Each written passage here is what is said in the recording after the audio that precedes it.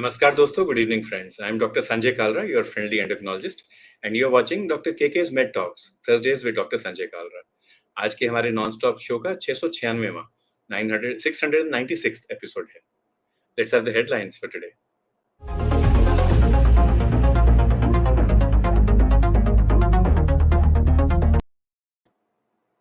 New COVID variant, Omicron subvariant BA.2.75 has been detected in many countries, including India. तो ये Covid भी नए नए अपने तरीके दिखाते जाता है, नए नए चेहरे दिखा रहा है. So these variants, sub-variants, they're not going to end very soon. Not only COVID, pollution has made a comeback, and the key pollution ingredients or pollutants, PM 2.5 and PM10 particles, have been reported to be far above the safe limit in Delhi throughout the summer between March and June. So we have this double whammy now, COVID as well as pollution. In spite of all that the government has done, vaccine hesitancy is reported amongst 11% of all Indians. This is bad because it should ideally be zero. In a sense, it is good क्योंकि बाकी countries में इससे भी ज़्यादा है, 5 गुना ज़्यादा है कई countries में तो. But hope is eternal, and in Australia now they are going to give the 4th COVID dose, precautionary dose, to each and every adult because of the fresh Omicron threat. And AIIMS Patna is going to start advanced yoga therapy. Now, this thing about advanced yoga therapy, that's very interesting. Does it make sense? Is yoga therapy? Is yoga a lifestyle? Is yoga just a fad? Let's find out. Is yoga for everybody? Is yoga only for doctors, only for patients? Let's find out, and let's find out some other things as well about this. So let's go to our topic for today.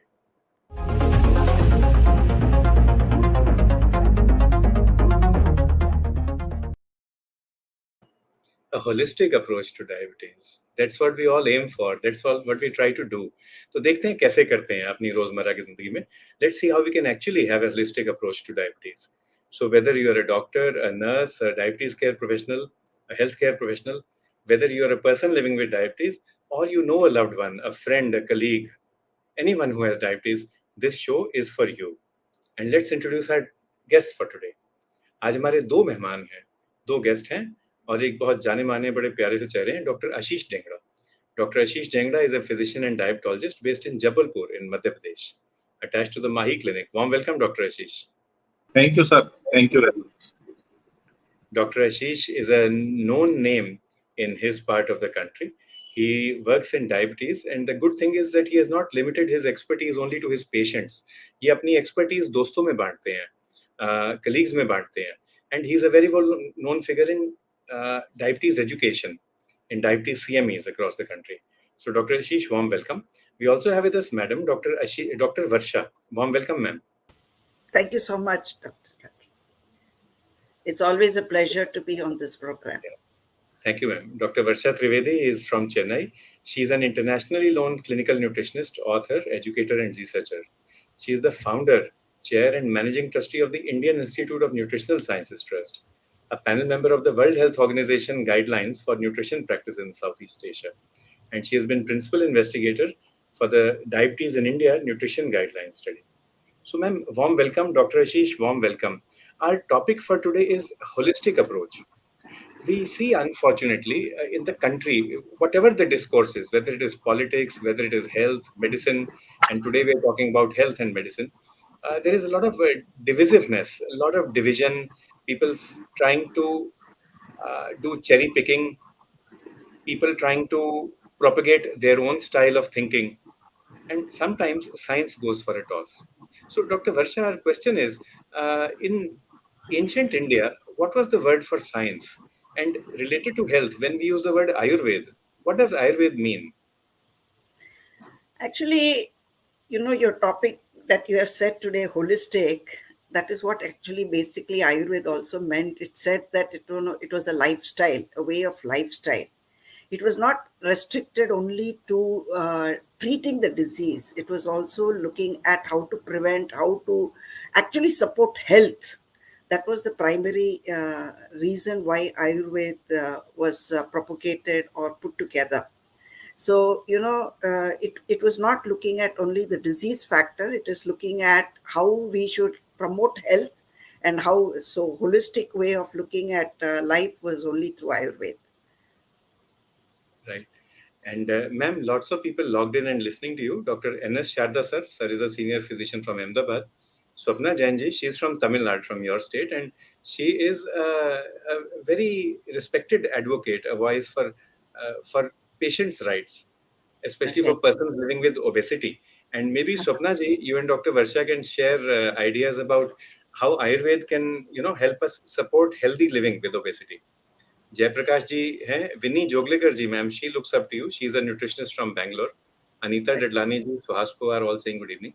Dr. Ashish, madam ने अभी हमें ये बताया कि Ayurveda is all about health. It's about promotion of health, prevention of disease. And madam ने ये भी कहा it's a lifestyle. That means ये सभी के लिए है. Not only for doctors and patients, it's for everybody.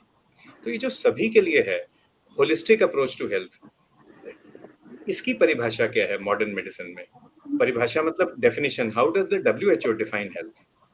Sir, WHO defines health as a state of complete mental, physical and social well-being. इसका ये मतलब नहीं कि सिर्फ डिजीज है कि नहीं है, बट आप सोशली, मेंटली और फिजिकली फिट हो कि नहीं हो, that is known as good health. So basically, you have to see the holistically all the aspects of good health, not only the physical or any disease. You have to see the physical, mental and social well-being. तो अगर मेरे number सब ठीक हों, जैसे मेरा blood pressure ठीक है, मेरा कोलेस्ट्रॉल ठीक है, मेरी ग्लूकोज भी ठीक है, it is not necessary that I'm healthy. Is that what Yeah, you're saying? definitely, because your inner soul is also require the healthiness, and your mental peace should be there apart from physical and the numbers, which we are talking Professor about blood pressure and Varsha, sugar. does Ayurveda speak about this as well? Do they speak about the definition of health and how happiness is integral to health? Yes, it does, because it is pretty extensive. In fact, when I've looked at it into the Asian literature, whether be it our Gita, whether it be even Quran, whether even it be Bible, all of them have given a great importance to you are what you eat, so nutrition, and each one of them have given great importance in explaining what you should be eating to keep yourself healthy. So it is not something that it's a new concept now. It is something which has been even documented in our religious texts, uh, from ancient times, telling us on how important it is to eat the right way and have a right frame of mind. That also has been told. When we talk about it in Gita, where it says sattvic food and rajasic food and tamasic food, they have said how they influence your mental makeup itself, okay, and your activities. It has great influence on your day-to-day activities. So if you look at it from that point of view, you know uh, Ayurveda is definitely a much more older version of how we need to manage ourselves, and we find that every one of them have beautifully said not just one aspect of your health, but a very composite holistic way of handling yourself. Yes. And Nahida Tarannumji is logged in with us, ma'am. She says that Ayurveda has explained the holistic definition of health so long ago, the way you're saying. Prasann Atma, that means a happy or a blissful soul. Indriya Manaha. And so what she says is that includes happiness as well. And Swapna Yeah. Jainji says that it's all about lifestyle, mind style, and also resilience. So you need a resilient mind style.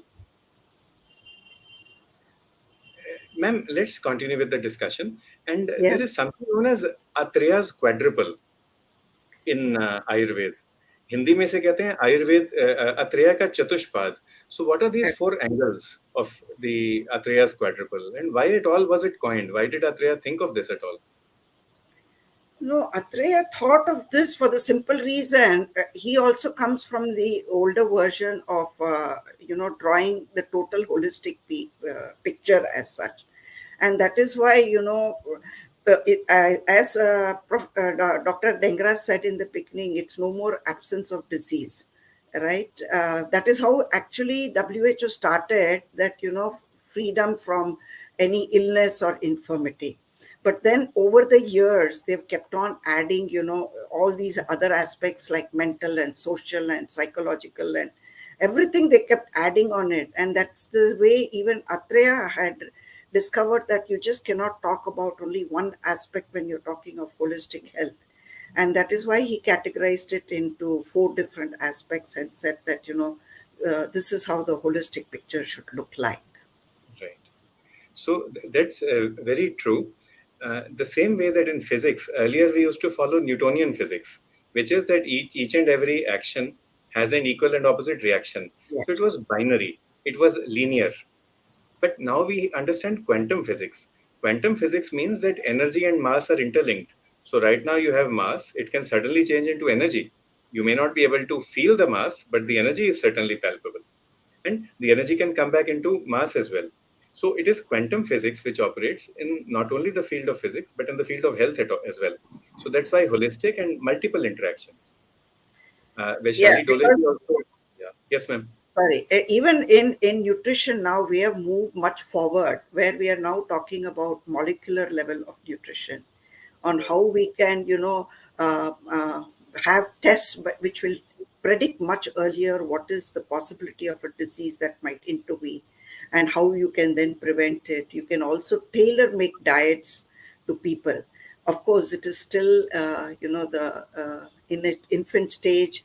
It is still not taught extensively to all the students of nutrition, and we are not brought it into day-to-day practice. But nutrigenomics and molecular nutrition is a exciting field that is coming up, and this is where you realize there is, what you studied in college or what you've been keeping yourself abreast, in one particular way, is not adequate, because there is great changes that is happening. And we were always talking about nutrition earlier as domestic science or home science, okay, which was only food based. But when you talk about it in terms of clinical nutrition, we are looking at it on something which is endogenous. After you've eaten the food, what it does to your body. That is where we are now looking at. So we are not giving prescriptions that are only food based, but we also need to look at how your whole body reacts to what you've been eating till date, and how to make a correction to that. Vaishali Dole ji wishes you good evening, and also Mr. Anand Basu from Mumbai. Lalit Kathuria Saab hai. He is a leading businessman of Sonipat in Haryana. And what he says is, Dr. Ashish, कि जब हम चतुष्पाद पढ़ते थे आयुर्वेद का, तो उसमें चार चीजों का वर्णन था. There were four things in that. All four things are equally important for successful therapeutic outcome. The patient or the person living with disease, the doctor, the drug, and the attendant. And what Atreya teaches us is that, like you're sitting on a chair right now or standing at a table, all four legs have to be equally strong, equally long. Then you get a stable platform. If anyone is weak, you get in trouble. So, if the doctor is weak, if the drug is not good, the attendants are not up to the mark, or maybe the person living with diabetes just refuses to, to accept Follow. and to fulfill his or her responsibilities for self-care, we are not going to get anywhere. सो ये तो traditional था, but इसका जिक्र होता है क्या हमारी science में? What does patient centred care, person centred care, what does that mean to you? Yeah, definitely. We require the uh, involvement of patient also and their family for good management of any disease. So patient, doctor, and attendant plus the family members. That is a very important part for the holistic treatment. Because if only any of the pillar is weak, then we will not get the good results. If the doctor is good and he is doing his best, and if the patient is not following and the family members are not supporting him or her, so we can't get the same results which we get with the complete proper guidance of the full family, patient, doctor. And if they all are working together in a sync, then we will get the best results which we require. So another angle for being holistic, and that is that we all work together as a team. And Mr. Lalit is also doing that because he reaches out to people in the community and within his family, and they try to support each other. So whether you're going through good times or through bad times, you just support each other, just be with each other. That support itself is a therapy, Lalit. The fact that you're with a loved one, you're smiling, you're keeping her happy, that makes her healthy.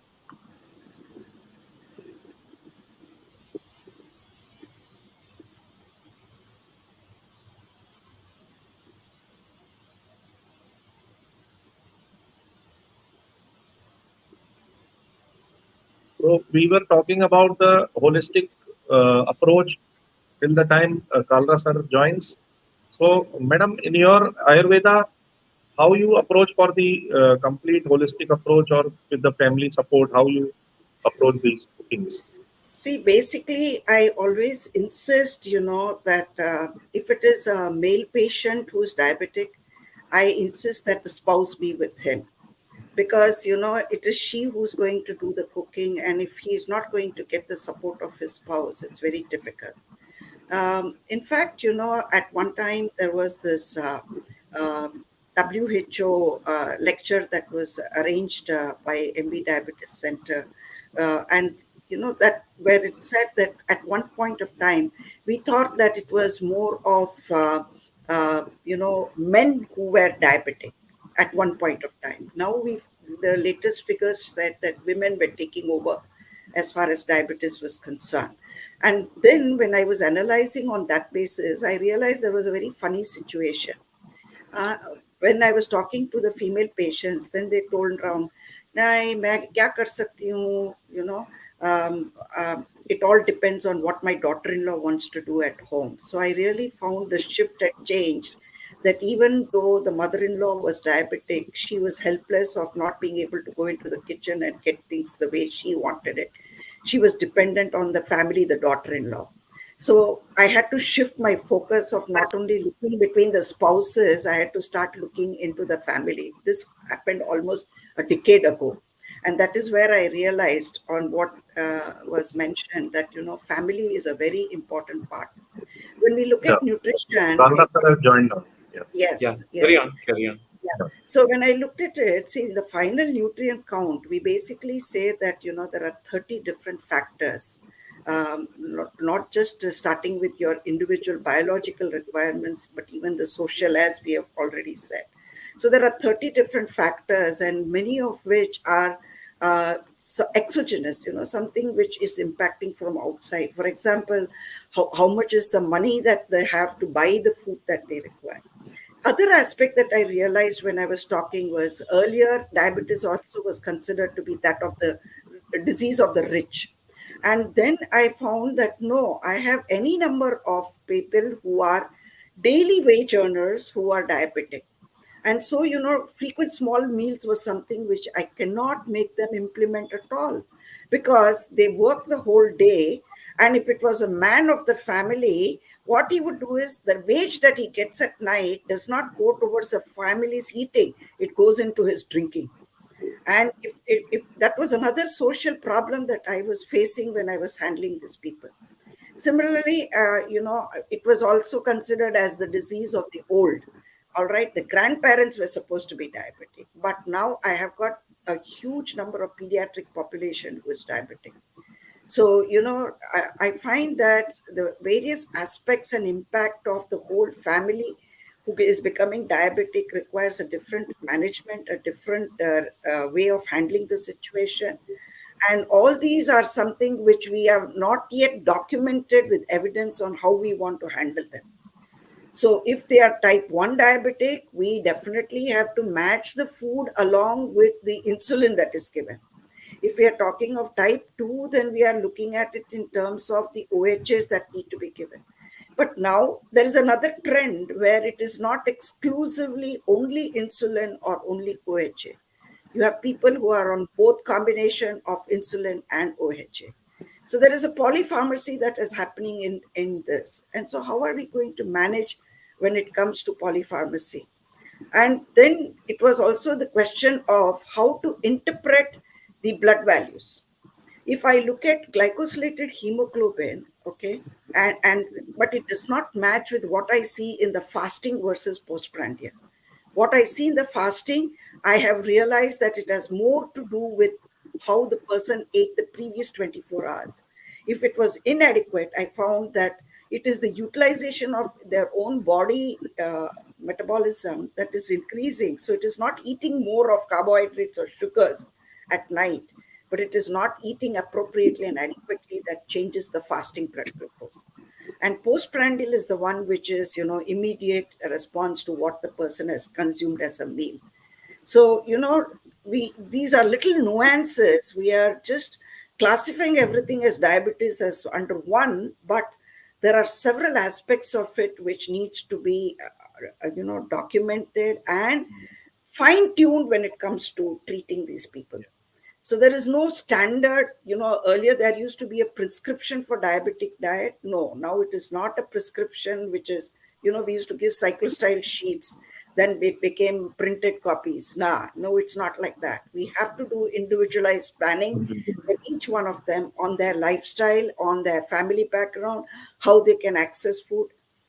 I'm reminded of a small story, if I may say that, earlier how we practiced nutrition prescription was we just gave a printout of 1,200, 1,400, 1,600 calories, which was like a hotel menu, which read like, coffee bar, tea bar, Horlicks bar, beverages for the morning. Then the breakfast was, like since I'm in the south, it used to be idli bar, dosa bar, idiyappam bar, uttappam bar, upma. And there were North Indian patients, so there was a puri added to the whole thing because the South Indian understand puri potato much more than they understand any other North Indian breakfast. And then the mid morning was only buttermilk or something like that. And then lunch again was something which where they said half a cup of rice or quarter cup of rice or something to that effect. And I remember, there used to be this standing joke where a patient comes back with absolutely erratic values, and you ask them, and he said, "But doctor, I followed what you told me, I get up at 4 o'clock, so that time I drink my coffee, but you said 6 o'clock I must have coffee, so I have again at 6 o'clock. I normally eat, brunch sort of thing at 10 o'clock, but you told me eat breakfast at 8 o'clock. So I ate breakfast at 8 o'clock and he repeated his brunch at 10. He ate lunch at 12 and he ate again at 2 o'clock because that is how the family ate. So, unless we explain to them the individual requirements and what is possible for them to accommodate, we need to give them a rationale as to why they must make a change from what they are doing now. They're walking encyclopedia of all the mistakes that they have done all these years what has brought them to this disease condition.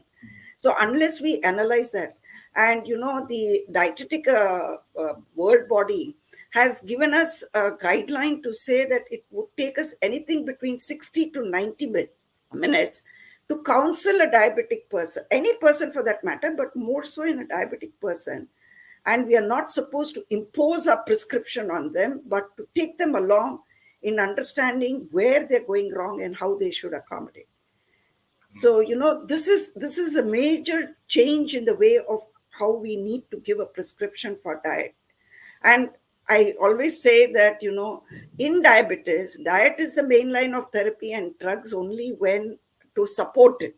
But people think, that कोई बात नहीं यार, आज बासुंदी खा ले, आज ये sweet खा ले और ज्यादा हाफ टैबलेट ज्यादा डाल दे.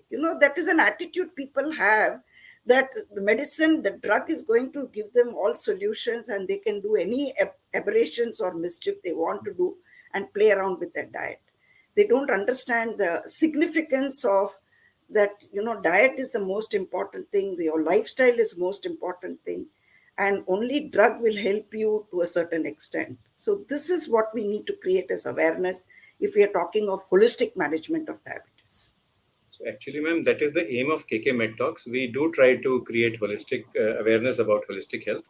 And like you said, जैसे मैडम ने कहा, एक तो पॉलीफार्मेसी, दवाइयाँ बढ़ती जा रही हैं, इनके परम्यूटेशन कॉम्बिनेशन बढ़ते जा रहे हैं, तो we have to understand that. ऐसे ही डाइट के बारे में हमारी अंडरस्टैंडिंग बहुत बढ़ गई है पिछले 20-30 साल में. Our understanding has increased. अकेले डाइट का ये काम नहीं है कि आपने बस एक कागज दे दिया, साइक्लोस्टाइल दे दिया और ठप्पा लगा दिया, जी आपने फॉलो करना ही करना है. When you're speaking of diet, first of all, take a history, do an assessment. देखो मरीज क्या खा रहा है, क्या नहीं खा रहा, and then you focus on meal pattern. कितनी बार major meals, कितनी बार minor meals. तो number one, meal pattern. दूसरा, meal composition. खाने में होगा क्या? उस composition में mega nutrients like water and fiber, macronutrients like protein, carbohydrate and fat, micronutrients like electrolytes, minerals, vitamins. So mega, macro, micronutrients, ये composition आपने balance करके रखना है. So meal pattern, meal composition, फिर meal quantity, कितना खाना है. And चौथा होगा meal sequencing. पहले रसम पिएं या पहले इडली डोसा खाएं, पहले स्वीट डिश खाएं या बाद में खाएं. So the meal sequencing is also important. So all these are parts of holistic health. Ma'am, lots of questions coming your way and Dr. Ashish's way as well. But one compliment for you, ma'am. एक तो नाहिदा तरन्नम जी कह रही हैं, very well said and thank you. And also, uh, she says, thank you, Dr. Ashish, for supporting the principle of Chatushpad, which is interactive, holistic, and everybody has to be together. Greetings to you from lots of people. Dr. Gauri Shankar Dharmaraj is greeting you, and also Dr. Kamini Sehra and Dr. Sanjay Sehra from Sonipat again. And ma'am, एक compliment है आपके लिए. This is from Karnal. Neena अग्गी जी कह रही हैं, so madam Neena आपको कह रही हैं, you're looking gorgeous. Thank you. Thank you. Dr. Shubhlata Chetwal from Delhi also greeting you, and Dr. Bhalchandra Meshram. And one question, ma'am, if you can answer in just one sentence. This is from Mr. Basu. He says, non-nutritive sweeteners for calorie restriction. Which is your single favorite sweetener for Indian cooking? Tea, coffee, sweets? None. None. None. Okay. I'm not the person who proposes that people should, because you're actually pampering your 1.5 inch of your tongue without understanding what exactly or where you're adding and how you're adding. So I generally would not recommend that people use artificial sweeteners at all. It's a very indiscriminate use. In fact, almost 2 decades ago, I was invited by the Artificial Association of America, who held their meeting in New Delhi. And I was the only nutritionist who was invited. Everybody else was from the industry. This was done by the ministry. And I was surprised that they were talking about production. At least 2 decades ago, we were not for saccharin. And yet India was producing 400 metric tons of saccharin. And my question was, where was this saccharin used? Nobody would officially talk to me, but there will be always people who are disgruntled and who would make some comments, snide comments at the back. But it was quite revealing, because they said it goes into making of biscuits and things like that.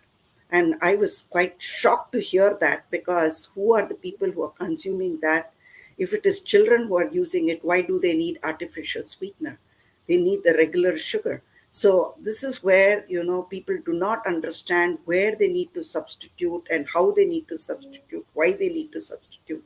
And there is a discriminate use of artificial sweeteners. So I generally do not recommend that people use artificial sweeteners.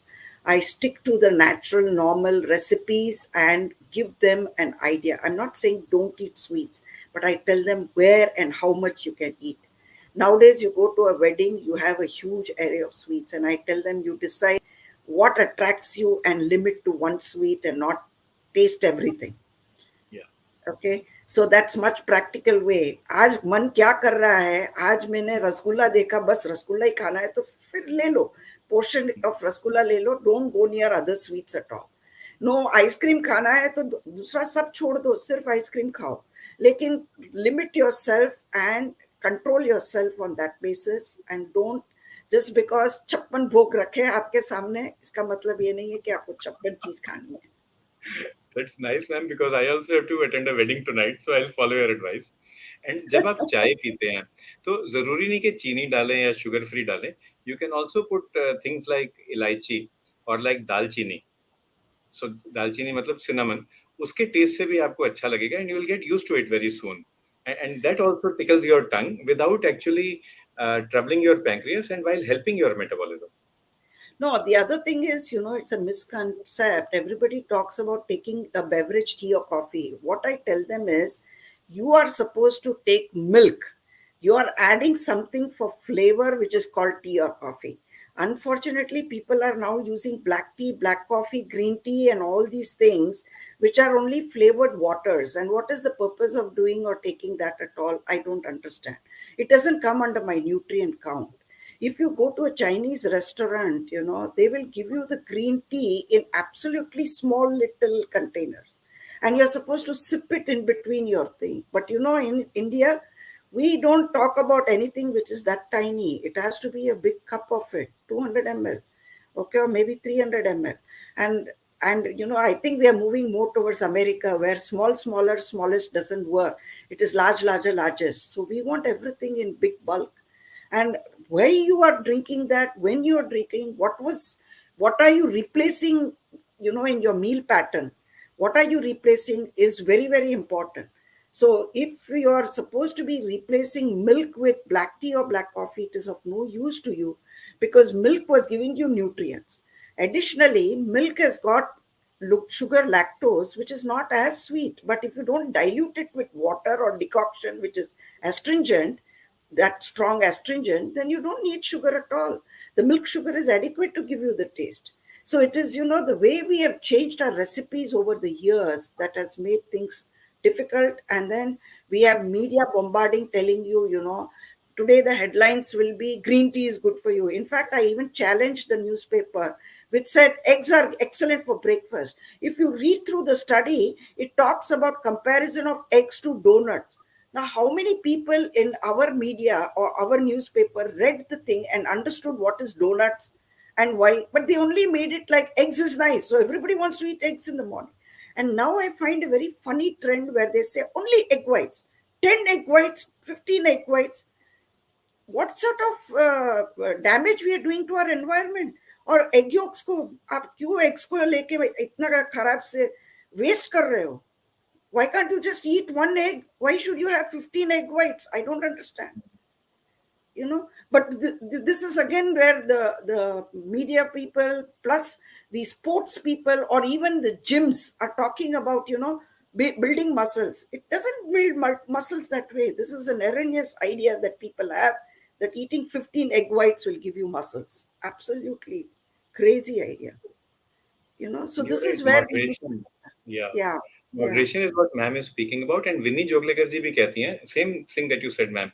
Just add more milk, and the milk sugar will give a sweet taste with nutrients as well. yeah. And even in Uh, the milk, people now don't talk about white milk. At least in Chennai, Arvind gives you three colored packets. Okay, they give you blue, green, and orange. So now people don't even talk of milk as white milk. They talk about it as blue, green, and orange. They don't understand the green and orange are the ones which is signifying higher percentage of fat. And there are advertisement behind the buses itself which says you get more cups of coffee with this particular milk pack, and you don't realize that you add more decoction, you will get more cups of coffee. Why should milk give you more cups of coffee? I can't understand. So, we do not have nutrition legal, like medical legal cell, we do not have a nutrition legal cell. And you did mention about somebody who is there from South who is talking about the legal aspect. I would definitely want to work on this area, because we must get nutrition legal cell working very actively, where this sort of misleading claims are not made. Fat free oil, and more cups of coffee. I just can't understand. There is and no sugar-free monitoring. Chyawanprash. Yeah, yeah. Yeah, I just, diet bail is also very Yes, famous. yes, yes. So it is very erroneous, and there is nobody who is controlling this sort of advertisement that that is is making important, noise. ma'am. Thanks for raising this. So, nutrition legal or nutri-legal concept, this is something that is new to my ears. But there are lots of people listening to us today, and अगर आप एक position of power में हैं, आप मदद कर सकते हैं, तो इस मुहिम को जरूर फैलाएं जो मैडम रिक्वेस्ट कर रही हैं. We should make sure that people are not able to misinform us about nutrition, because Yes. nutrition उतना ही important है, बल्कि ज़्यादा important है medicine से. Dr. Ashish, one question for you, and this is about statins. So, should you give statin to every person with diabetes above 40? Dr. Dharmraj की तरफ से question है. See, as per the guideline, if we see, then we have to give to all the patients who are at high risk of cardiovascular disease, patient having family history or having the dyslipidemia, then we should start immediately, because there were more positive benefits in the studies apart from aspirin, because statins are giving much better reduction in the CV risk as in contrast to equaspirin or aspirin, which we are using. So it depends upon the, again, the individualization has to be done. We have to sit and take the history properly of the family history, whether they are having the history of cardiac problems in family, and if the patient is obese or dyslipidemia is there, then we should start. But we should not follow guidelines in every patient, but we have to individualize in statin therapy also. आपने बात की और madam ने भी की about individualization, and this word is coming up again and again. So, on one hand, we say holistic approach, which means everything put together, and at the same time, we say in the same breath, we say individualized approach, which means each person is unique. You might even change your approach from OPD to OPD. Like I come today to Dr. Ashish for consultation. Today my needs are different, my challenges are different. He might prescribe a different treatment. Dr. Varsha might give me a nutrition plan which will help me reduce weight. But after 3 months, I might go back with a different problem. And then Dr. Varsha might say, no, Sanjay, you've lost too much weight. Now you need to gain. So let me change your dietary plan. And Dr. Ashish will also change. So with this, Dr. Ashish, let's ask, are all people with type 2 diabetes the same? Because Nahida ji bhi keh rahi hain that what she says is that all people with diabetes are not obese. All people with diabetes don't have high lipids. So how do you classify people with diabetes? Can you give us a simple triage system? Very important question and very good question taken. And we have a very good paper by Dr. Kalra sir in the name of metabolic fulcrum. So we can classify the diabetic patients by a metabolic triage: eubolic, catabolic, and anabolic. So eubolic means the patients who are looking normal, still they are having the diabetes and sugars are high. So you can give them the usual medicines like metformin or the DPP-4 inhibitors. But the second category, which is catabolic, they are having weight loss, severe polyuria symptoms, and catabolic symptoms. They are having the insulin deficiency. So they will be requiring insulin in the initial stage or the sulfonylureas in some patients. The third one is anabolic, those who are obese, overweight, or having the history of PCOS in the females and having the insulin resistance. So in that patients, we will require the insulin sensitizers like metformin or pioglitazone or thiazolidinones. So every patient is different. Again and again, the same thing. We are coming back to individualization. So you have to see the patient is fitting in which triage, as the paper, very good article given by Kalra sir, that you have to classify them accordingly and then you can start the medications. See, Thanks, very Dr. many times, people also think that you go to the dietitian, it's such a headache. She will stop you from eating all the things. They've got this wrong idea. You आप दान पे दक्षिणा दे रहे हो और वो आपको stops you. My wife is a great cook and she won't let me eat all that. But what I basically try to tell these people is that you don't have to give a list of don'ts. You need to give them the list of do's with a rationale of why you want them to do that and for how long. And then the worst thing is they never come for follow up. We do not have any documentation of a prescription that is given and what it has done to the person. This is what needs to be encouraged, where it has to be a team between the endocrinologist and the dietitian, where we are on the same platform of discussion to say, what was given as a prescription and what has happened as such.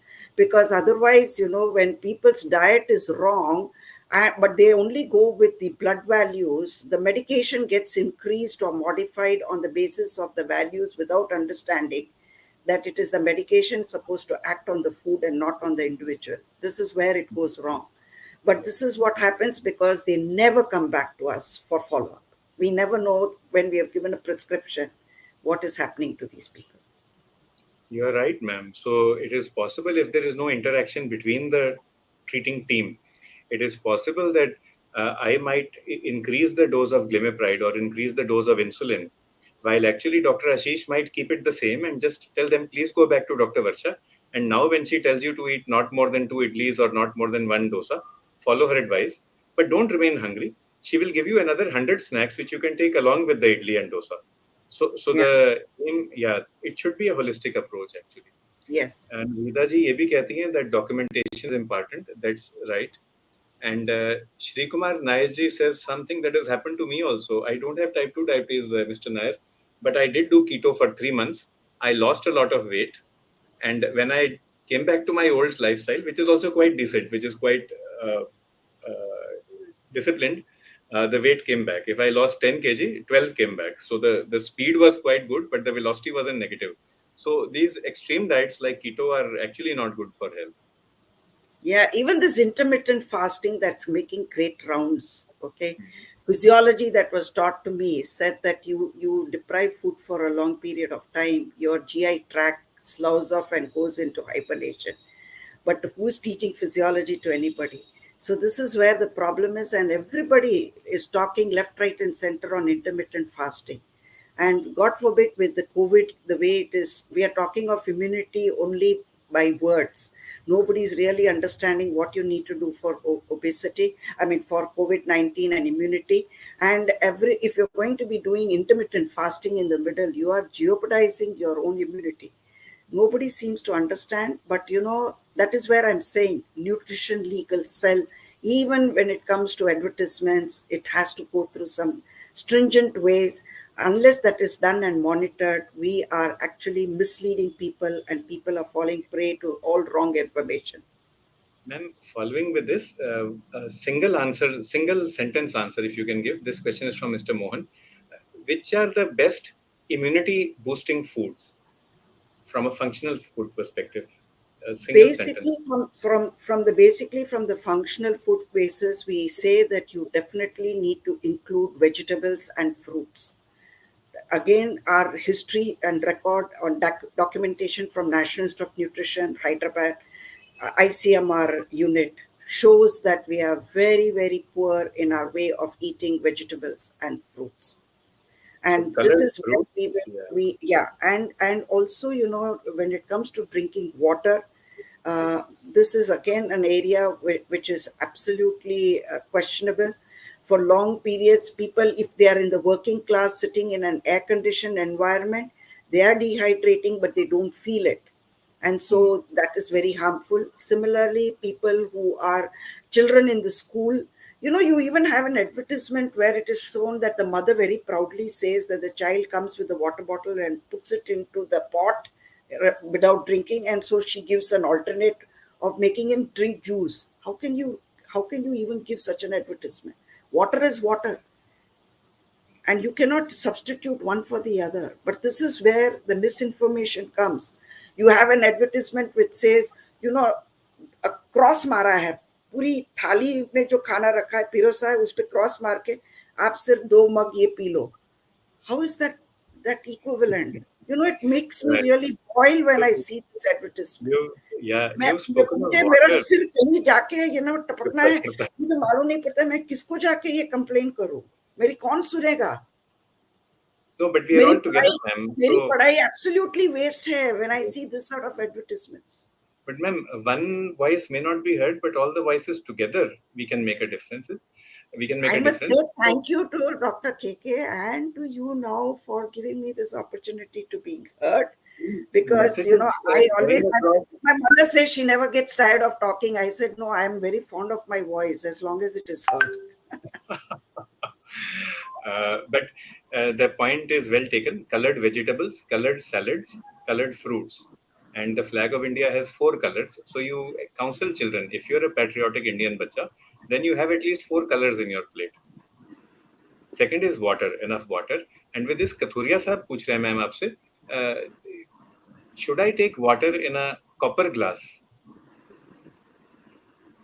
See, there has been a lot of our ancient documentation that has been there on what it is. But again, I would say that we do not have evidence-based documentation to say.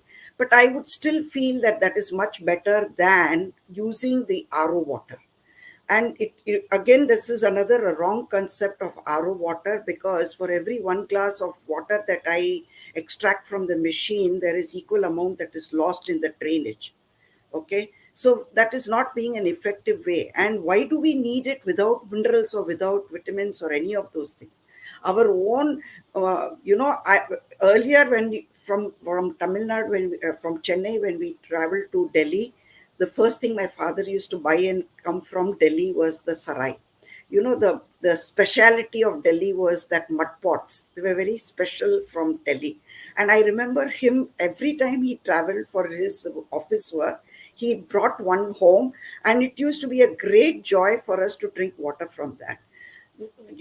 Recently I just saw an advertisement of how a person in Gujarat, Ahmedabad, is making a non-electrical refrigerator. This has been the concept in our village where, they made it out of mud. So I can't understand why we cannot use our old technology, which was which was saying it was safe, where we are replacing. And now there is some Japanese company that is making rounds in India, where they talk about, changing your water content by some mechanism. And they give you such elaborate explanation of bringing you litmus paper and bringing you this and Alkaline saying that, water. Alkaline Alkaline water. water. and Alkaline. all these things. It's Yes. sold at I, five I, times the don't cost. I can't understand why we need technology of that sort at all. We add lime to the water, it becomes alkaline. Why do I need to Mm. have such an Yeah. expensive machine installed? So, we have moved away from our. There was a lovely book by a Japanese again who had taken pictures of water crystals under different and said जो पंचामृत में दिया जाता है मंदिर में, it was supposed to have such a healing power, because when he took pictures of it came with chanting and such well thing. So there must be a concept, which we have lost over time. Maybe we should go back and read our old text to see why they said we should do this. But I don't see any harm. But then the moment you say drink in the copper thing, the copper vessel will become, even it's expensive, it will become more expensive. That's all. So Lalit, now Lalit is a rich boy. So you can have water in copper jar. We'll ask about the season question just now. But apart from that, other options are nimbu pani. Just put lime to water, and also matka, the traditional matka that we use in Haryana, and that is, ma'am, quite popular here, especially Yeah. in summer months. Not only Yes. in the villages but in the cities as well. So it is something quite popular, and Lalit can think about that. Lalit has another question, ma'am. Does it make a difference according to the season regarding use of copper vessels? No, that's what, as I said again, I have not come across any documentation as far as this is concerned on the do's and don'ts of it. Okay. मेरे घर में भी copper का जग मग सब आ गया है. So, but to maintain it is it's very difficult, because in Chennai we are on the sea coast, and the whole thing will blacken in no time. So maintaining that is very very difficult, and so after some time you become embarrassed. If you can't clean it, you don't want to serve it to the people. So then it goes into the cupboard and it is lost. So there are certain practical issues to the whole thing also. So it is a question of how you can maintain it. I also found copper things which had stainless steel on the outside and copper lining on the inside. So you get all these variations, but then you really have no way of documenting to say that this has got evidence that it helps. But no harm trying all these electronic gadgets and gimmicks. I think we can still go back to our copper So vessels. the Haryanvi matka is something we can Yes, try, yes, Lalit, you and I.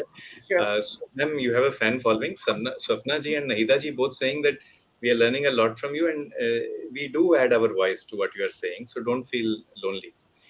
Lots of questions about medicines. So, Dr. Ashish, एक question पूछते हैं. You spoke of anabolism, catabolism, eubolism. Uh, what impact does that have on medicines? Let us say someone is overweight. So, what are the medicines that will be preferred in such a patient? Overweight patient है तो mainly we can use metformin, SGLT2 inhibitors or GLP-1 receptor analogs. So these are the group of agents which causes weight loss also. थोड़ा बहुत weight भी कम होता है patient का and insulin resistance कम होता है. So they will have the good control of diabetes and will have good quality of life. And if the patient is eubolic, in them that patients also we can start with metformin and DPP4 inhibitors. And if the patient is catabolic, then immediately we have to give insulin for a few weeks if the patient is type 2 diabetes, and if it is type 1, then we have to give lifelong. So my message is type 1 diabetics में जिंदगी भर insulin चलता है. हमने कई patients देखे हैं जो बेहोश होकर डीके में आते हैं. तो आज इस फोरम से आप सबको मैसेज देना है, चाहे आपके घर के पास हो या रिश्तेदार में हो. टाइप 1 डायबिटीज वो होती है जिसमें इंसुलिन बनना पूरी तरीके से खत्म हो जाता है, तो उसको जिंदगी भर इंसुलिन पे रहना पड़ता है.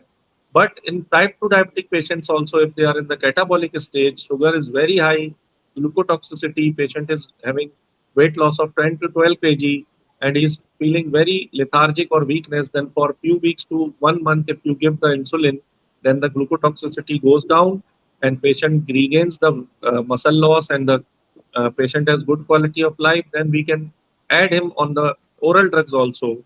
So the simple therapy which we can decide according to the patient whether they are in the overweight condition or the weight loss or the patient is normal weight. So we can categorize the patient and then decide the therapy. Doctor, this is some latest trend going around where people are told that, they are put on some program, an extensive, very intensive program, and they will have it reversed in 40 Reversal. days. Yeah, that is going on very much in Maharashtra area. And I have been hearing about it quite frequently. I really want to understand how is it really true, and is it really effective, or is it working? If that is true, then the whole thing reverses. We need to only do propaganda on that 40 days thing and make everybody become non-diabetic. It will have to last lifelong, ma'am, whatever you do. So, like for diet also, you also teach your patients. If it is sustainable, you go ahead and do it. Of course, if it is a short-term thing, let us say you have acute gout, you have acute pain abdomen, then there are acute changes in diet. For example, somebody gets pancreatitis or pain abdomen or diarrhea, you do change the diet and you change it for a few days. When the diarrhea resolves, when the pancreatitis resolves, you come back to normal. But if it is a chronic disease, overweight, obesity, diabetes, hypertension, then you need chronic changes. So, No, but and this is quite a few of my patients who are there who are reaching out, and they say they are such terribly strict diet part of it, and how they need to eat and all that, because they promise that in 40 days time they will become non-diabetics. So This is that a in wrong these message that patients, is going they are out. giving high fat and high protein diet, and carbs are totally cut down. And it is helpful to patients who are very obese, and that due to insulin resistance, if they are developing diabetes, then they can be reversed by weight loss of 10, 20, or 40 kgs, depending upon the initial weight. hmm, Those patients we can reverse diabetes, but in the patients who are like we have described catabolic or insulin deficient patient, they can't be returned back to the normal. So again, it is a marketing gimmick. Every Yes. diabetic patient cannot be reversed. Yeah, this is a message that should definitely go out today, that not and even the patients do not know what category of diabetic they are, and they all fall for this gimmick of cutting down on their diets without understanding what it is, and then they fall from one problem to the other. So this is something which we definitely need to reach out as a message to people, that they should not fall prey to these sort of you know advertisements misinformation. going Yeah. around. Yeah. So, ma'am, what you said, doctors and patients are not aware, that is true. Doctors are also not aware. So, let us use some simple words to explain to the vast majority of our patients, our population, our countrymen and women.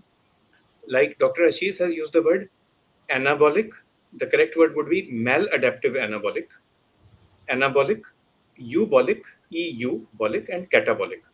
ऐसे ही अगर आप भगवत गीता में जाएंगे तो आपको दिखेगा not a direct correlation, but you can see the overlap now.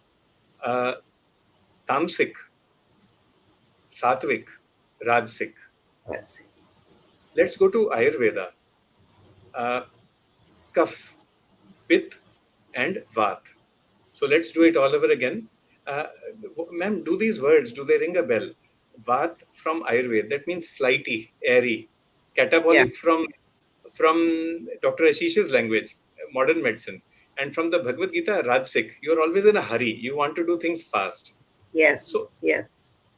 if you do this, you will win the 100-meter race. Certainly you will. And you might be the most successful person in the world for some time, but you are not going to win the marathon. That we are sure No, of. and also, if you look at it in terms of the body composition of an individual, we are also talking about three different categories. I always say there is a trinity in anything that we do in life. Even when it comes to nutrition, I teach people it is commercial nutrition, clinical nutrition, community nutrition. So we have a trinity of how we are looking at it. But you have ectomorph, endomorph, and mesomorph. Okay, and when you look at it in terms of that sort of body composition, it is only in the ectomorph where you will find there is a very distinct cutoff when it comes to your appetite, but when the other two it is not. Okay, but it is the mesomorph which is more muscular or athletic body. So if you are an endomorph, come what may, if you are not going to control the way you eat, you will have a tendency to become roly poly over a period of Yeah, time. that's Okay. true. while the ectomorph is the one which will continue, may eat lots and still find that the metabolism is helping them, and they continue to look skinny. So I get patients who are on both sides. They want to lose weight, I get that category also, and I get ones who wants to put on weight. What should I eat to put on weight is also a question. So but people don't understand that there are only three different categories as far as body composition is concerned, and depending on this classification only can you make adjustments. So you really can't get something other than this combination. uh, And so if you are ectomorph, or you are catabolic, or you are Vat, or yes, Rajsik, you can look at it any way you want. Chances of diabetes remission are not there. You will need insulin. And the sulfonylureas, you can use the modern ones, Nahida ji, like glimepiride, 1 to 4 milligram per day, or glyclazide XR, something like 30 or 60 milligram up till 120 milligram per day. The companies say you can give it once daily, but many times we prefer twice daily in divided doses. The reason is that our dinner is quite heavy as compared to the Westerners. These drugs were developed in Germany and in France, where they have supper. It's a very light dinner that they have, very light night meal that they have. Ours is quite significant. It's high. So therefore, we usually in India divide these into two doses. If on the other hand you are kaphaj, that is cough, or maladaptive, anabolic, or tamasic, then certainly a little bit of diet and exercise is going to help you. And if you do a little bit more than a little bit, the chances of diabetes remission are quite good if you've just been caught to have diabetes. So you should try your best. We have you so many mentioned about the questions. you Yeah. mentioned about the timing. Yes, very, very important, because when I look at, I think Delhi, when I get patients, pediatric patients from Delhi and Calcutta, I have a tough time.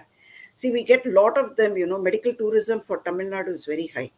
And so we get a lot of people coming to us from the Bengal side, as well as, the Siliguri and West Bengal and Assam and all that. And we also get from Delhi, some of them coming because, MV diabetes and all of them are very, very famous for the diabetes part of it. So I have seen patients. And I find that I definitely wanted to write to Mamta Banerjee ji as well as to Kejriwal. I have seen children leave home at 6 in the morning in the winters. Okay. And if they are going to be insulin dependent diabetics, the juvenile diabetics, who is going to monitor their breakfast and their insulin? This is my question, which nobody is able to answer at this point of time. Similarly, when I get people from Calcutta area, they will never eat dinner before 11 in the night. Okay. If I tell them that you need to eat if I talk of circadian rhythm, the rhythm of the sun, and I say even in the COVID time, sun came on its perfect timing and went on perfect time. It didn't say that everybody's at home and keeping awake, so मैं भी late जाऊं और फिर late आऊं क्योंकि सब सवेरे late उठते हैं. The sun never said that. And our enzymes and hormones work on circadian rhythm. So people don't seem to understand. But this is another area of diabetes which is of big concern. Where school children, it's the juvenile diabetes is on the rise, and the school children are at work. I mean, off to school at times where you cannot monitor what is happening in terms of their insulin and their diet. That's another area which we need to look into. That's another point that you have added, ma'am. Our topic is holistic management of diabetes, holistic approach. And you've also included now we need to focus on sleep hygiene, our daily rhythm, regularity in our daily rhythm, and try to sort of match your lifestyle with that of the sun. That is something we can do. Yeah. Ma'am and Dr. Ashish, in this session, this week, we are celebrating Doctors Week because we had Doctors Day recently. So we have taken out the 5 most Googled questions for you on our topic. Our backend team, that is Pooja and Manmeet and Pratik, they went on Google. They searched for the most Googled questions. So let's ask you them one by one. And let's ask Dr. Ashish first. And there is a question related to this as well. This comes from Tanay Prohitji. We'll handle that. And also from Lalit Kathuria first. So Lalit ji, aapse पूछ रहे हैं, Dr. Ashish, can cortisol be the cause of diabetes? Yeah, see, cortisol is what? It is a hormone which is released in the circadian rhythm. Again, like Madam told, that everything is in circadian rhythm in our body. So cortisol, if you are taking steroids from outside, then it also can cause diabetes, as was seen in the COVID era. The new patients are developing due to the steroid, or if there is some adrenal problems in your body due to the hypersecretion, then also you can get develop the diabetes. Tension का पूछ रहे हैं Lalit ji. Will if tension increases adrenaline, noradrenaline, adrenal hormones, will that cause diabetes? Yeah, see, any hormone which is release during the things like आपने शेर देख लिया और आप डर गए तो उस समय ये सब हार्मोन्स ज्यादा बनने लगते हैं. So if they are secreted due to the some disease in the gland and they are secreted daily, then you can develop the diabetes in long run due to the these hormones which increase the glucagon level, or the hormones which causes the increase in the insulin resistance.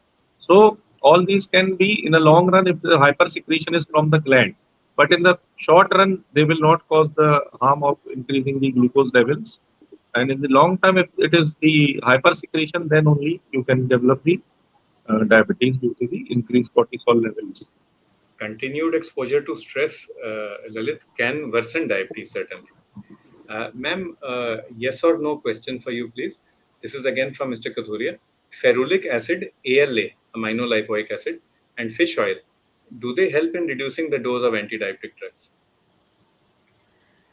No, see, basically, these are under the omega-3 fatty acid. If you look at fish oil, okay, and again, it was taken out in isolation, encapsulated. Like even garlic has been encapsulated, and you're told that if you take this, and now turmeric has come as curcumin tablets. Anything in isolation is not going to be the solution or an answer. You were never supposed to eat this. These were something that we add as carminative effect in our cooking. It is not something that you are supposed to isolate and eat in abundance. So I definitely would be very wary about this being used ad libitum and indiscriminately thinking that it will help us as such. And ma'am, another question for you, that is, should we drink hot water or cold water, refrigerated water or room temperature water? It is generally said that anything at room temperature is much more vital, but then you will find also it depends on the area.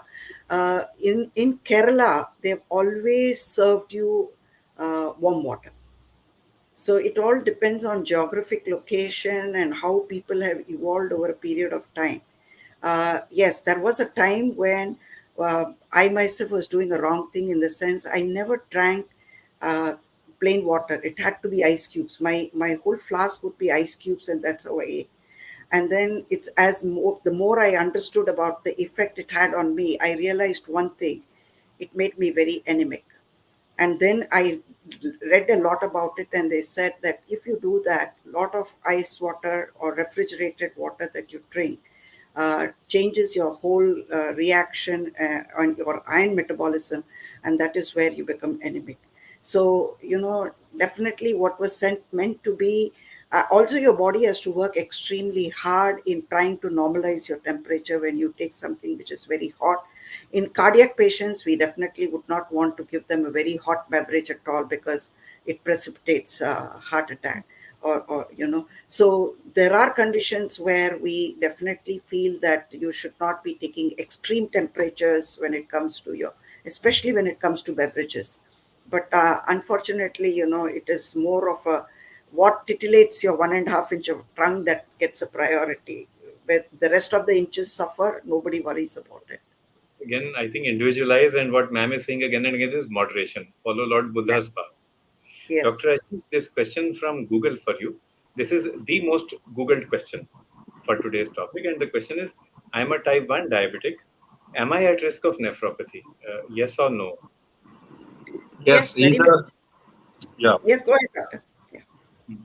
Yeah, type 1 diabetics definitely, even type 1 or type 2, both are at the risk of developing the nephropathy. If your glucose levels are not under control and if they are above 200 for many years, because type 1 diabetics are at risk of all both micro and macrovascular complications. So any diabetic patient, whether it is type 1 or type 2, both are at risk of developing nephropathy. And I again tell my patients when I'm educating them that, diabetes is a better disease to have than going into any other cardio thing. Because though you will get diabetic cardiopathy, neuropathy, nephropathy, and all of them, all these पति 5 द्रौपदी की तरह आपके भी 5 हो जाएंगे, लेकिन अगर आप कंट्रोल में रहेंगे डायबिटिक का तो पति जिंदा रहेगा, नहीं तो पति जाएगा. you can control with discipline. Yes. And Yes, yes. Dr. Ashish, the opposite question is also there. This by chance happens to be the fourth most Googled question. If I have kidney disease or liver disease, am I at risk of diabetes? उल्टा Am question I? आ रहा है. At risk of diabetes. Okay. अगर मुझे kidney disease या liver disease है तो. So definitely, if the patient is having the kidney disease or liver disease, if there is uh, disarray in the metabolism, if the patient is developing insulin resistance in these patients, they develop the insulin resistance also. So they may develop diabetes, and due to the stress hormones, because the patient is in stress always, also they can develop the diabetes in long term. Right. And ma'am, one question for you. This is also coming from Google. This question says, I have heard that Ayurveda is a mix of herbs, and every Ayurvedic medicine has the same composition. Is this true or wrong? No, no, no. It's not the same composition. In fact, at one time, I have not found time, but my mother brought me a big volume called Arya Bishak, a book where they have talked about, the different medicinal things for Ayurveda. And so, if you're looking at it in terms of herbs, yes, herbs are all plants, but we all depend on the plants, whether it be our carbohydrates that come to us from plants, whether it is our protein that comes from leguminous plants, and our unsaturated fats again come from the plants only. So we are dependent totally on plants, but that doesn't mean that everything is the same. It has got the way it is handled is totally different. And so it cannot be generalized and said that everything has got the same composition. No, but So, you have to be extra careful in understanding how you are consuming and what it does to you in the long run. I mean, we really do not know of specialists. If we are talking of holistic, then I think we'll have to combine the allopathic, the Ayurvedic, the homeopathic, all the different parts together to understand which one gives you the right thing, or what is the explanation that was given behind it. If we have to make it holistic, because now suddenly people have felt that going back to nature or going back to Ayurveda or something is the answer. But then when you are actually going for an immediate critical or acute condition, you go to an allopathic doctor.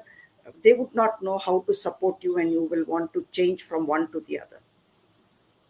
what ma'am is saying is right. So, of course, एक तो all plants are different, all herbs will be different, herbs, shrub, trees. But मान लो same herb भी हो, अगर आप उसको अलग तरीके से handle करते हैं, तो भी अलग impact आता है. The way you procure your medication or herbs, procurement, the way you prepare it, do you ferment it? Do you keep it out to heat and dry in the sun? What do you do to that leaf, to that herb? The way you present it, do you give it with malai or cream? Do you give it with honey? Do you give it in a just as a puri or as a powder? And the way you preserve it, all these have an impact. Same is true for food also. That's why we speak of culinary medicine, and we speak of the 4 P's in culinary medicine: procurement, preparation, Presentation. plating or presentation, and preservation of food. So this has an impact on herbs as well. And Dr. Ashish will know this is the mango season going on now. So we have more than 100 varieties of mangoes. All are different. You cannot say they are the same, though they may share the same botanical name.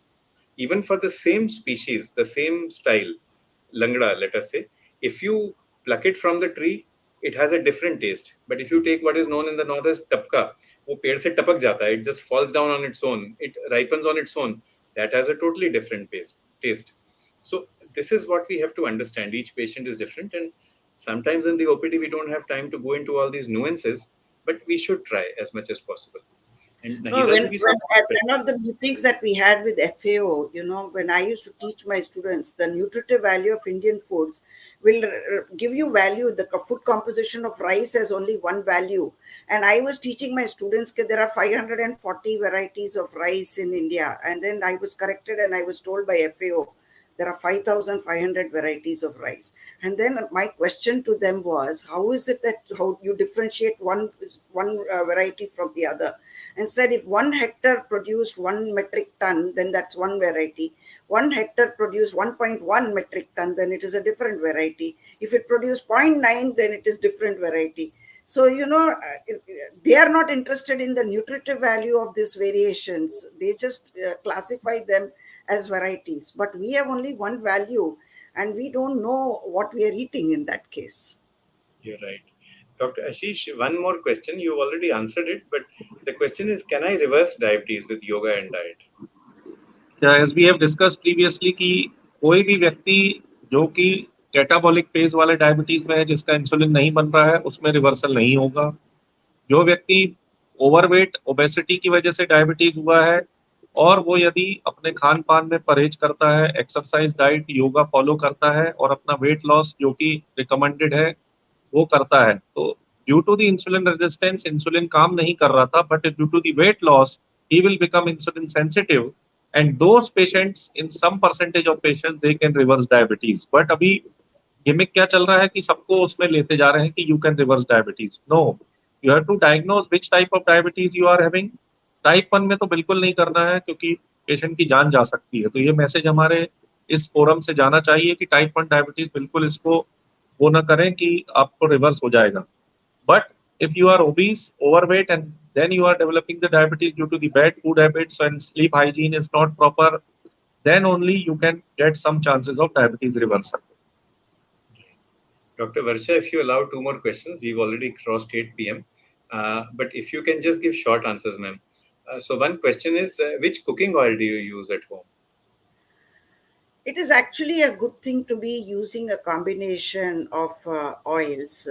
Earlier, a combined oil was considered as adulteration, but Government of India has permitted that you can get. And I think the brand name Dara, brought out by the government thing, was having that. But I would still say that, using a combination like, rice bran oil is the one. We are looking at the polyunsaturated, saturated, and monounsaturated combination. Rice bran oil is excellent in all the three aspects, but all can't afford to be buying only rice bran oil. So our traditional oils that we were using, like peanut oils, the groundnut oil, the sesame oil is much prevalent in the south. Coconut oil is prevalent in Kerala. So I think if we stick to our traditional oil, it is perfectly fine. But anything, when we are using oil, it has to be in moderation and everything. That advertisement where a kid is tumbling through everything that is fried in huge quantities is again something that kills me, because you cannot be eating everything fried and say that this oil is excellent and you can eat everything fried. It is erroneous conclusion. But we get the feeling, ma'am, you feel so passionately about your your subject. That is actually commendable, and I'm sure everybody is with you in your fight against misuse of nutrition. Yes. Thank you. Ma'am, एक question और एक comment. पहले क्या बोलूं, तो comment तो है स्वप्ना जैन जी का. मैम, आपसे मन नहीं भर रहा, so please join us again. This is the comment for you, ma'am. Thank you so Ashish much. is a very good singer and a very good dancer as well. Ashish mood में आएगा तो स्वप्ना इसको गाने में भी बदल देगा वो. And एक और क्वेश्चन है madam, prebiotics, probiotics, curd, yoghurt, dosa and idli batter, these also have prebiotics. So what's your take on all this science? Yeah, see, this has evolved over a period of time on how we created our recipes. And so there's definitely a thing. Of course, there is now a greater trend of research that is coming from Japan, where they're talking about probiotics in a very different way. And every year we have an annual conference where a lot of work is going on how, certain strains are being isolated for probiotics. But I definitely feel that if we were to stick to our traditional way of eating, we might be doing a very safe way of carrying forward, than to getting something, in a capsule form or in an artificial way. Right. Curds is definitely curds, buttermilk, all these are our traditional way of consuming it. And in the south, if we said idli dosa in the south as a fermented thing, dokla in Gujarat is again another thing that was fermented. Handwa, Tokla. So each area has developed their own recipes by which they consume things, and nothing was that was consumed as saying as good as panacea for a problem, and it was never recommended that you eat this every day, so at every meal. So a judicious combination of what was our traditional way is excellent. When I teach these children at school and I talk to the parents, the parents teachers association, I tell them, what your grandmother, great grandmother, grandmother, mother ate, please teach that to your children. Unfortunately, our children know more about uncle chips, and I can't understand why you can eat your uncle. And then you have Cheetos. I can't understand why you must become a cheetah eating person. I have even questioned the companies. Why do you give names that we don't? And they don't understand our chikli or our murku or side, the traditional food. Our children don't know. They only know all these things. You get cheese balls without cheese, and that is being marketed. I don't understand why such things are being promoted, advertised, and there is no control on what is happening. So this is a very artificial, environment we are in. We really do not know what we are eating at this point of time. So through this forum, you want a nutrition cell. You have given the message that is a very good message. Yes, Yeah. because Dr. Agarwal was very, very fond. I think the last session that he had, and I really dedicate this session to him, because the last session that he had was with me. So I definitely feel that I would want this forum. आप मेरे लिए दिल्ली बहुत दूर नहीं है. आप मेरे लिए कुछ करना पड़ेगा. We'll have you both on the forum again, ma'am, and warm greetings to you from Gariga as well. He's our psychologist and artist who lives in Hyderabad. But it's, ma'am, 8:18 p.m. now. So, first of all, I'd like to thank you on behalf of the entire KK Med Talks family for being with us. Pratik, could we show a certificate of appreciation for both our speakers, please? Dr. Varsha, ma'am, thank you so much for being with us. My And pleasure. Dr. Thank you for inviting me. Yeah. And Dr. Ashish, thank you for being with us. Thank you very much, sir. Thank you. जैसा कि आप सब जानते हैं, KK made talks यहाँ पे हम रोज होते हैं आपके साथ 7 से 8, और मैं होता हूँ हर सोमवार और वीरवार. Every Monday and Thursday I am with you, and this was a special show. वी हैड two eminent speakers with us, Dr. Ashish, Dr. Varsha, and together we have tried to do justice to this topic, holistic approach. Of course, और बहुत सारी चीजें चाहिए, बहुत सारी चीजें हमसे रह भी गई होंगी, हम माफी मांगते हैं आपसे. To all the people who have asked questions regarding medication, that is actually Dr. Ashish's forte, but because of time constraints, we could not take them. We'll have him again on the show, and then you can ask all your questions regarding use of insulin and use of glucose lowering drugs. But once again, आप सबको शुक्रिया करूंगा for being with us, and हमें मिलते रहें, आते रहें, अपने कमेंट्स भेजते रहें. अच्छा लगता है, बहुत अच्छा लगता है. And Malini, your point is well taken. Certainly we'll have a separate session with both our speakers. तो फिर से आप सबसे शुक्रिया और इजाजत लेते हैं. शब्बा खैर, जय हिंद. जय Hind. Jai Hind. Thank you.